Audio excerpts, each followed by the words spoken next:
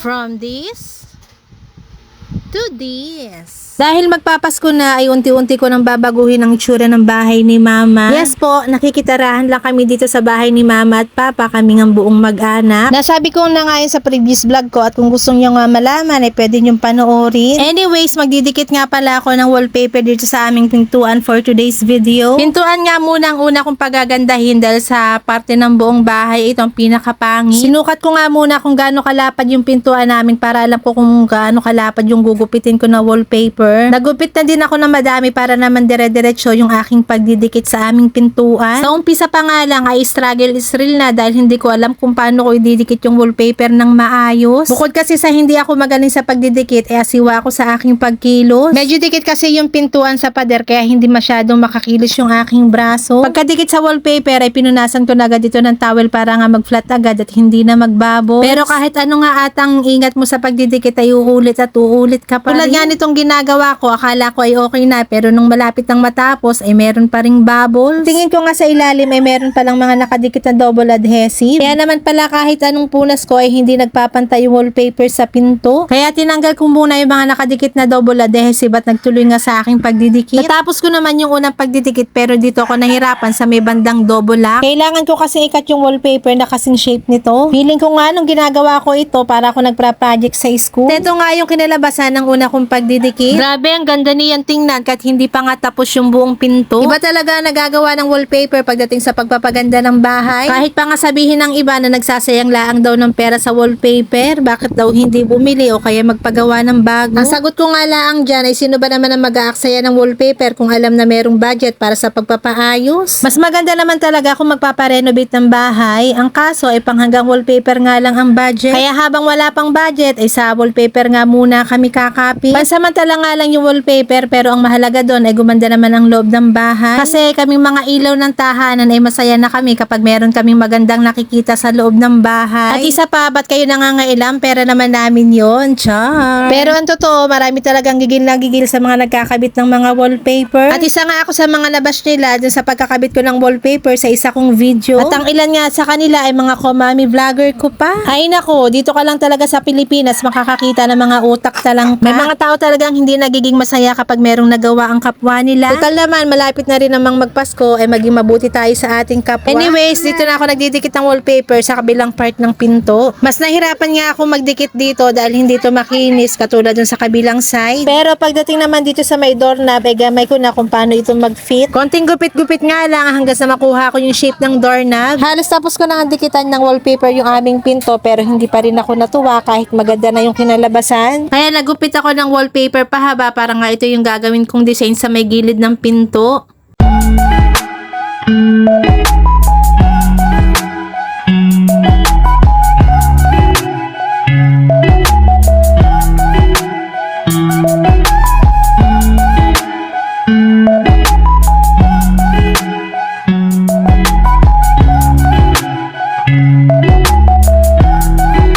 At kung gusto nyo nga rin yung wallpaper ay nasa comment section yung link. Maraming salamat sa panonood. Bye-bye!